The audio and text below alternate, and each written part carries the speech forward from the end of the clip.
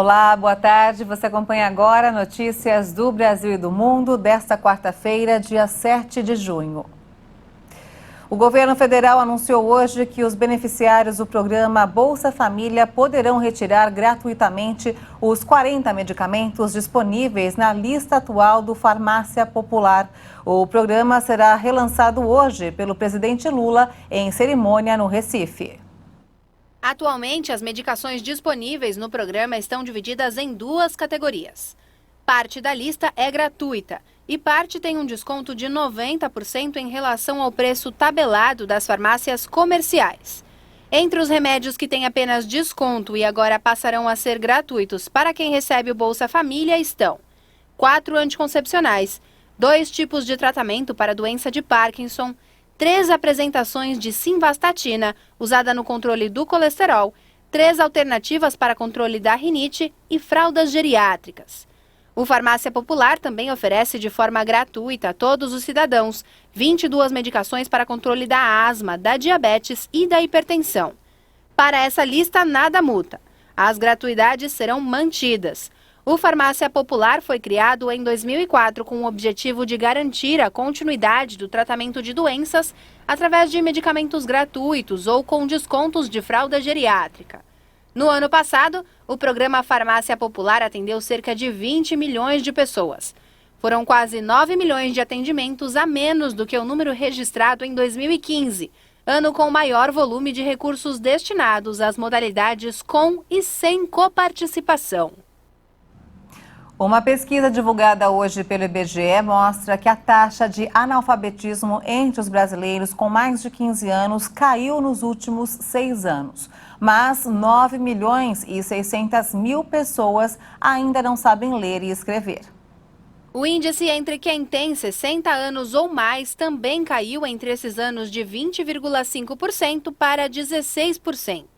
Em paralelo, a quantidade de brasileiros com 25 anos ou mais sem instrução diminuiu de 7,3% em 2016 para 6% em 2022, enquanto aqueles que concluíram ao menos a etapa do ensino básico obrigatório subiram de 46,2% para 56,2% entre esses mesmos anos, seguindo a tendência de 2019, quando a marca foi de 50%. O PNAD Educação 2023 é particularmente importante, pois o estudo foi suspenso entre 2020 e 2021 devido à Covid-19, que colocou os alunos em casa.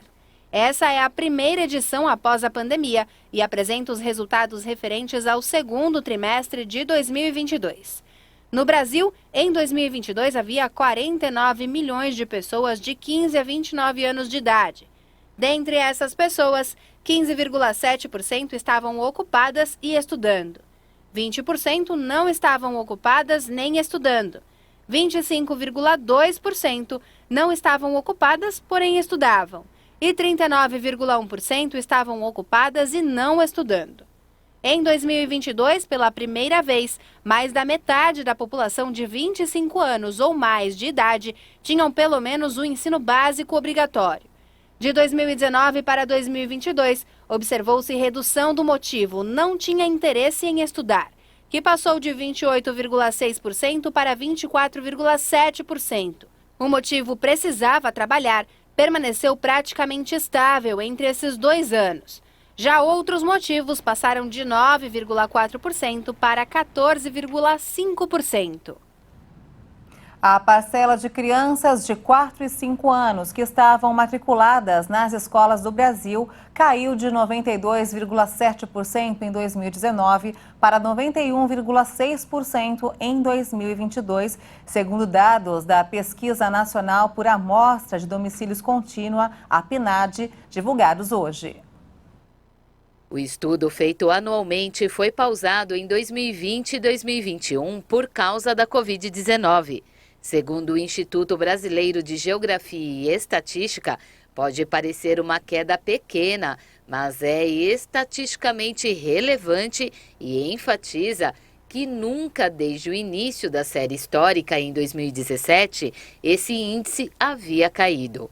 De acordo com o IBGE, diminuir a proporção de alunos matriculados deixa o país ainda mais distante da meta de universalizar o acesso à pré-escola, que deveria ter sido alcançada em 2016, conforme o Plano Nacional de Educação. A matrícula nessa etapa de ensino é obrigatória por lei, mas com o fechamento das escolas durante um período prolongado na pandemia, as dificuldades de acesso ao ensino remoto e o atraso na vacinação das crianças, é possível que pais tenham tirado os filhos dos colégios, mesmo que provisoriamente.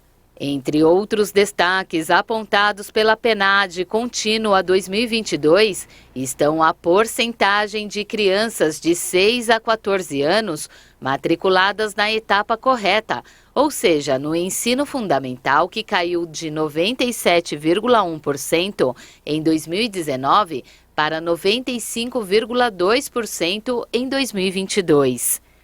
Pela primeira vez desde o início da série histórica, mais da metade da população adulta passou a ter ensino médio completo. O analfabetismo caiu, mas ainda está distante da meta traçada para 2024 no PNE. E a falta de vagas na creche foi o segundo motivo mais mencionado pelos pais das crianças de 0 a 3 anos que não estavam matriculadas.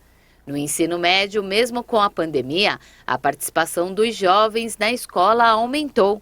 10% das mulheres que largaram os estudos antes do ensino médio abandonaram a escola por causa dos afazeres domésticos.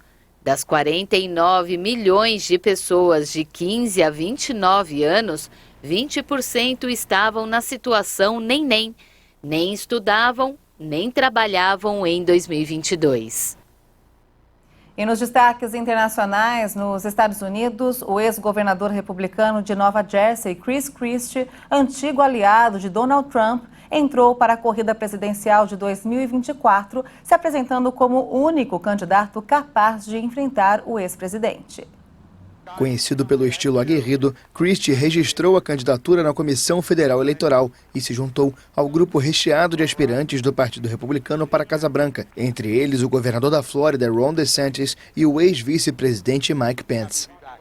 Em 2016, Christie chegou a participar das primárias, mas desistiu e passou a apoiar Trump, se tornando um dos assessores mais próximos do ex-presidente, só rompendo depois que ele se recusou a reconhecer a derrota para Joe Biden em 2020. Ele ainda aparece com pouco apoio nas pesquisas, mas já começou a direcionar ataques contra Trump, com sugestões de que o favorito republicano tem medo de debater com oponentes sérios. O ex-presidente também foi chamado de marionete do presidente russo Vladimir Putin, depois de comentários ambíguos sobre a guerra na Ucrânia. E olha só, hoje é um dia histórico para o esporte nacional. Depois de 22 anos, o Brasil volta às semifinais do Roland Garros. A tenista brasileira Bia Haddad faz virada heróica sobre a número 7 do mundo e se torna a primeira brasileira a chegar nesta fase da competição desde 1968.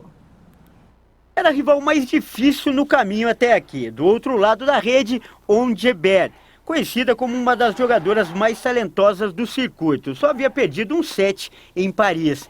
Mas Beatriz Haddad Maia aprendeu a ignorar qualquer pressão. Ao superar um início com muitos erros, a brasileira foi ao limite para virar o jogo. Bia venceu a tunisiana por 2-1 e parciais de 3-6, 7-6 e 7-5. A brasileira segue acumulando feitos em Paris. Na era aberta, é a primeira brasileira a se classificar para uma semifinal de Grand Slam.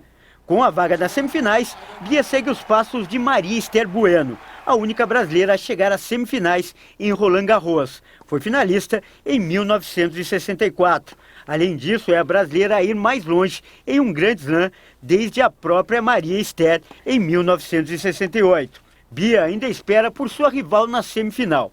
A brasileira vai encarar a vencedora do duelo entre a polonesa Iga Swiatek, número 1 do mundo, e a americana Coco Gauff, sexta no ranking. O jogo será nesta quinta-feira.